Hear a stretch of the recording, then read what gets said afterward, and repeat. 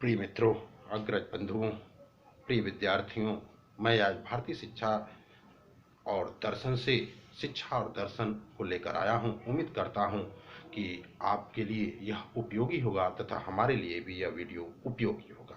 यह बीए द्वितीय वर्ष के छात्रों के लिए, बीएड प्रथम वर्ष का प्रथम प्रश्न पत्र, एमएड प्रथम वर्ष के प्रथम सेमेस्टर के विद्यार्थियों के लिए, यूपीएचएससी का जो हायर कैप परीक्षा उसके लिए, साथ साथ जो प्रवक्ता की परीक्षा उसके लिए भी यह वीडियो कारगर सिद्ध होगा। थोड़ा देखते हैं कि वास्तव में शिक्षा और दर्शन क्या है। सबसे पहले दर्शन को देखा जाए कि वास्तव में दर्शन क्या है। जब हम दर्शन की बात करते हैं या दर्शन के बारे में सोचते हैं, दर्शन के अर्थ और परिभाषा के बारे में सोचते हैं, तो एक चीज निकल के आता है, दर्शन वास्तव में कहते किसको है।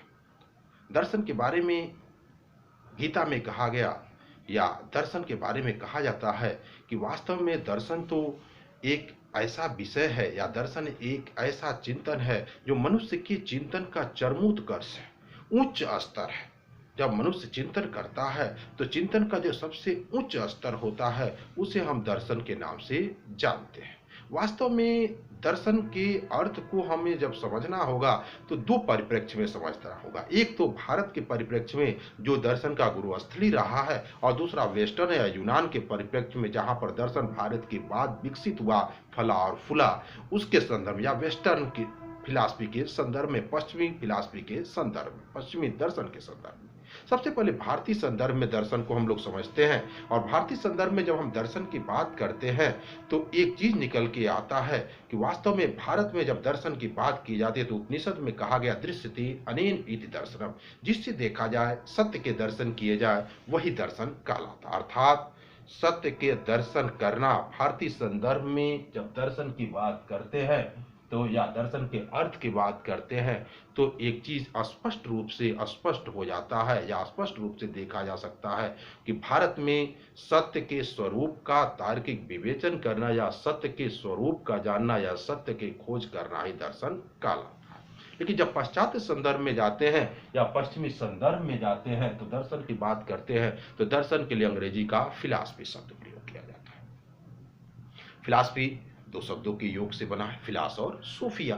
फिलास का अर्थ होता है प्रेम अथवा अनुराग, और सूफिया का अर्थ होता है ज्ञान। अर्थात पश्चिमी संदर्भ में ज्ञान के प्रति प्रेम या अनुराग को हम दर्शन के नाम से जानते हैं। जहां भारतीय संदर्भ में दर्शन सत्य के स्वरूप का तार्किक विवेचन है या सत्य का खोज करने की प्रक्रिया है या बार बार सत्य को खोजने की प्रक्रिया है, वही पश्चिमी संदर्भ में या वेस्टर्न फिलासफर या वेस्टर्न फिलॉसफी या पश्चिमी दर्शन के संदर्भ में ज्ञान के प्रति अनुराग ही दर्शन कहलाता। अर्थात अधिक से अधिक ज्ञान प्राप्त करना, वह व्यक्ति दार्शनिक कहलाए जो अधिक से अधिक ज्ञान प्राप्त करने की इच्छा रखता हो, कभी भी हार न मानता, उसे पश्चिमी संदर्भ में दार्शनिक कहा गया। जबकि भारतीय संदर्भ में दर्शन के बारे में कहा गया दर्शन तो सत्य की खोज की प्रक्रिया, दर्शन सत्य को खोजना, अधिक से अधिक सत्य के बारे में जानना, सत्य को खोजना ही दर्शन कहलाता है। अब थोड़ा सा इनके परिभाषाओं को हम लोग स्पष्ट रूप से देख ले, तीन चार विचारकों के परिभाषा से और चीजें स्पष्ट हो जाए। सबसे पहले हम उपनिषद के बारे में बात करते हैं, और उपनिषद कहता है दृश्यते अनेन इति दर्शनम, जिससे देखा जाए, सत्य के दर्शन किए जाए, वही दर्शन है। उपनिषद में कहा गया।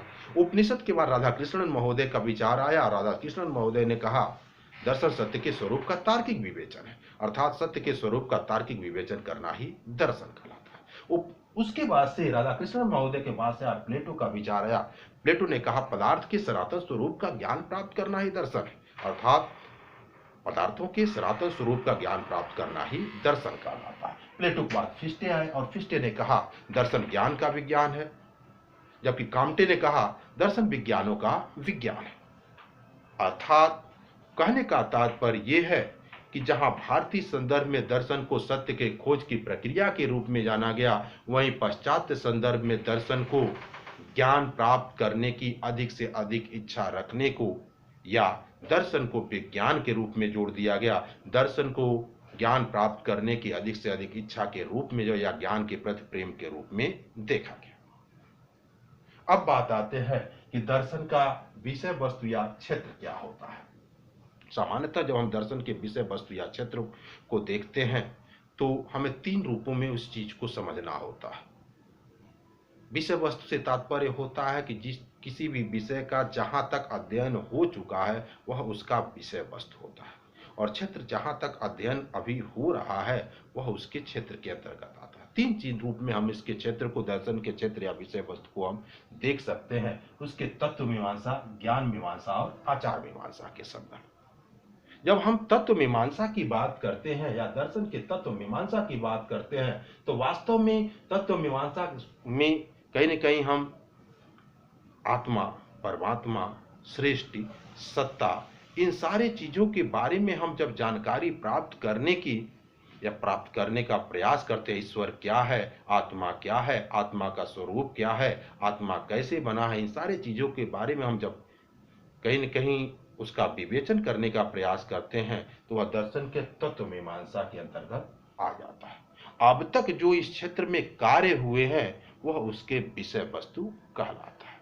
तत्व मीमांसा के बाद से आता है ज्ञान मीमांसा। वास्तव में दर्शन के ज्ञान मीमांसा से तात्पर्य मानव बुद्धि, ज्ञान प्राप्त कैसे किया जाए, ज्ञान प्राप्त करने के साधन क्या क्या है, साथ साथ उसके स्वरूप क्या है, उसके सीमा क्या है, इन सारी चीजों के बारे में जब हम जानकारी ज्ञान के संदर्भ में प्राप्त करते हैं तो वास्तव में वह कहीं न कहीं दर्शन के ज्ञान मीमांसा के अंतर्गत आ जाता है।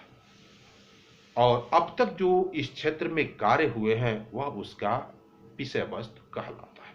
उसके बाद से आता है आचार मीमांसा या मूल्य मीमांसा। जब हम आचार मीमांसा या मूल्य मीमांसा की बात करते हैं तो आचार या मूल्य मीमांसा से तात्पर्य मानव जीवन के आदर्श एवं मूल्यों से लगाया जाता है, मानव जीवन के अंतिम उद्देश्य प्राप्त करने के साधनों से लगाया जाता है कि मानव जीवन के अंतिम उद्देश्य कैसे प्राप्त किए जाए, किन साधनों के द्वारा प्राप्त किए जाए। मानव जीवन के करड़ी तथा अकरड़ी कर्मों के बारे में अनुमान जो लगाया जाता है, सब ये कहीं न कहीं आचार या मूल्य मीमांसा के अंतर्गत आता है।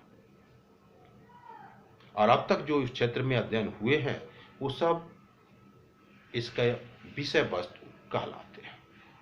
कहने का तात्पर्य यह है तत्व मीमांसा ईश्वर, आत्मा, इन सारे लोगों के स्वरूप कैसा है, किस तरह है, कैसे कार्य करता है, कैसे बनता है, ये तत्व मीमांसा का विषय है। ज्ञान मीमांसा का विषय ज्ञान क्या है, बुद्धि ज्ञान, मानव बुद्धि और ज्ञान क्या है, ज्ञान का स्वरूप क्या है, ज्ञान कैसे प्राप्त करेंगे, ये सब ज्ञान मीमांसा के अंतर्गत आता है। और आचार या मूल्य मीमांसा के अंदर मूल्य क्या है, जीवन का अंतिम उद्देश्य क्या होगा, साथ साथ करड़ी तथा अकरड़ी कर्मों के बारे में जो विवेचन किया जाता है सब मूल्य या आचार मीमांसा के अंतर्गत आ जाते हैं। अब इसी में एक दूसरा पक्ष है शिक्षा। सामान्यतः शिक्षा के लिए अंग्रेजी का एजुकेशन शब्द प्रयोग किया जाता है जिसमें ई का अर्थ होता है अंदर से और डी का अर्थ होता है बाहर निकालना, अर्थात शिक्षा बालक के आंतरिक शक्तियों को बाहर निकालने की प्रक्रिया के रूप में जाना जाता है। शिक्षा के विस्तृत जब थोड़ा सा और अर्थ को स्पष्ट करना होता है तो शिक्षा के लिए अंग्रेजी का एजुकेशन शब्द प्रयोग किया जाए जिसके अर्थ को स्पष्ट करने के लिए लैटिन भाषा का 3 शब्द प्रयोग किए जाते हैं। एजुकेटम, एडुसियर, एडुकेयर। पहले का अर्थ होता है शिक्षित करना, दूसरे का अर्थ होता है विकसित करना और तीसरे का अर्थ होता है बाहर निकालना। अर्थात शिक्षा एक बालक के जन्मजात या आंतरिक शक्ति को शिक्षित करता है, विकसित करता है और बाहर निकालने की प्रक्रिया के रूप में जाना जाता है। और शिक्षा के बारे में तो हजारों परिभाषाएं हैं। प्लेटो कहता था स्वस्थ शरीर में स्वस्थ मस्तिष्क का विकास, शारीरिक मानसिक बौद्धिक विकास की प्रक्रिया ही शिक्षा है। अरस्तु कहता था स्वस्थ शरीर में स्वस्थ मस्तिष्क का विकास ही शिक्षा है। स्वामी विवेकानंद कहते थे व्यक्ति के अंतर्निहित पूर्णता की अभिव्यक्ति ही शिक्षा है। टैगोर कहते थे शिक्षा तो सत्य की खोज की प्रक्रिया है। वास्तव में दर्शन और शिक्षा दोनों एक दूसरे से जुड़े हुए हैं, हम इसको अलग नहीं कर सकते हैं। और जब हम इसके प्रभावों का अध्ययन करेंगे, अभी आगे देखते हैं हम लोग जब संबंध देखेंगे कि शिक्षा और दर्शन के बीच संबंध कैसे पाए जाते हैं, तो सबसे पहले हम देखते हैं कि दर्शन का शिक्षा पर क्या प्रभाव पड़ता है। वास्तव में दर्शन का शिक्षा पर कैसे प्रभाव पड़ता है और क्या प्रभाव पड़ता है। सबसे पहले शिक्षा के संप्रत्यय पर प्रभाव, अर्थात शिक्षा के स्वरूप का निर्धारण ही दर्शन के द्वारा किया जाता है। जैसा जिस देश की, जिस क्षेत्र का दार्शनिक विचारधारा होता है, उसी तरह की वहां की शिक्षा का स्वरूप भी होता है। कहने का तात्पर्य यह है दर्शन शिक्षा के स्वरूप का निर्धारण करता है और कहीं न कहीं दर्शन शिक्षा के स्वरूप को प्रभावित करता है।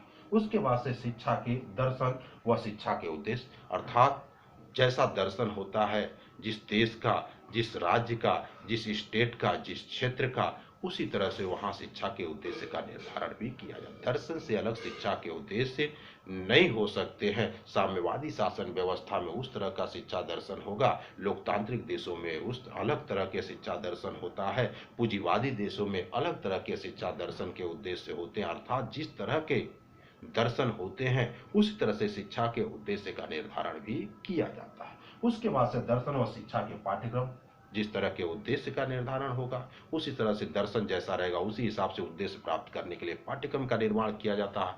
अर्थात पाठ्यक्रम भी उससे अलग नहीं हो सकता है और कहीं न कहीं दर्शन पाठ्यक्रम को भी, शिक्षा के पाठ्यक्रम को भी प्रभावित करता है।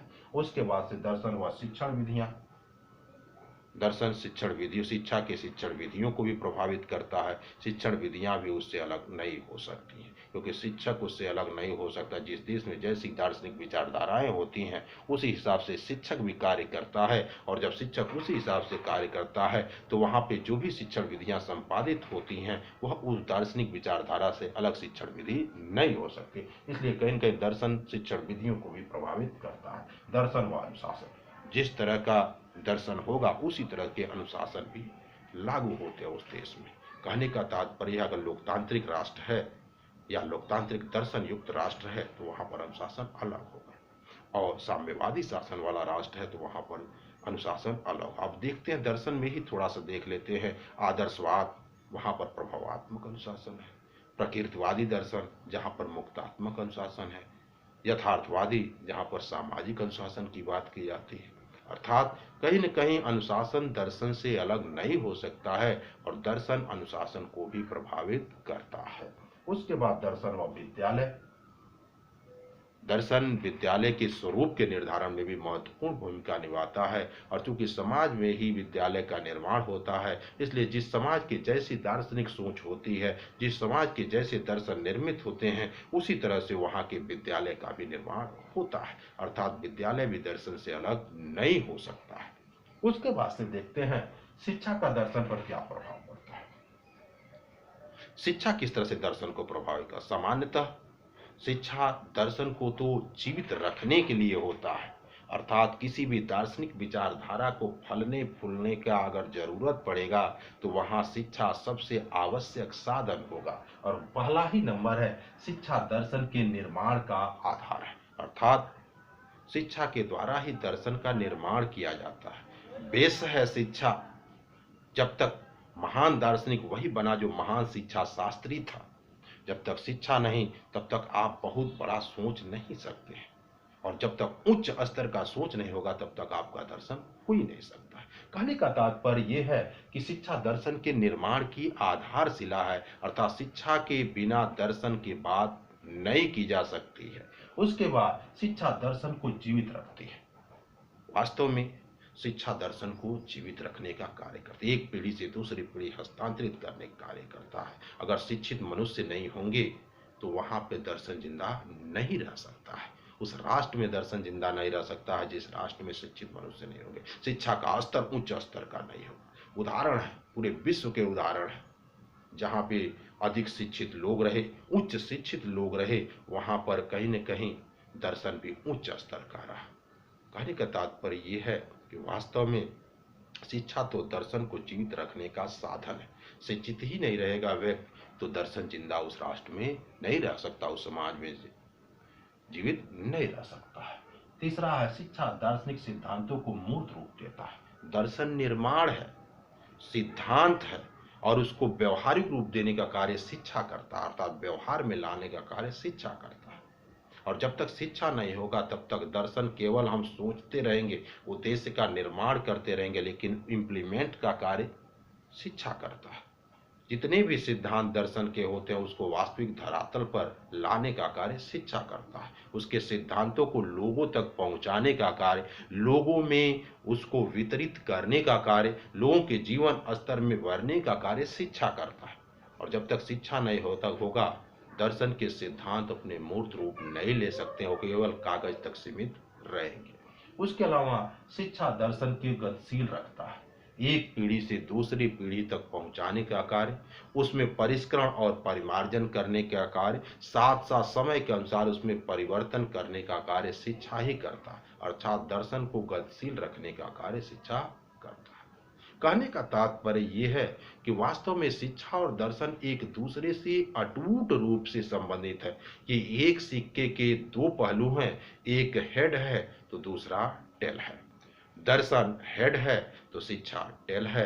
एक सिद्धांत है तो दूसरा व्यवहार है। सिद्धांत दर्शन है और शिक्षा उसका व्यवहारिक पक्ष है। सिद्धांत उद्देश्यों का निर्माण करता है और शिक्षा उसको प्राप्त करने का प्रयास करता है। दर्शन लक्ष्य है और उस लक्ष्य को प्राप्त करने का साधन शिक्षा है। साध्य दर्शन है तो साधन शिक्षा है और शिक्षा के रास्ते से ही चल करके हम साध्य तक पहुंचेंगे। और इसलिए कहीं न कहीं दर्शन और शिक्षा एक दूसरे से संबंधित हैं। ये एक सिक्के के दो पहलू।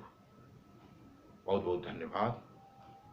जय हिंद। उम्मीद करता हूं कि आप लोगों को हमारा वीडियो पसंद आएगा। इस उम्मीद के साथ फिर हम मिलेंगे अगले वीडियो में आदर्शवाद को लेकर।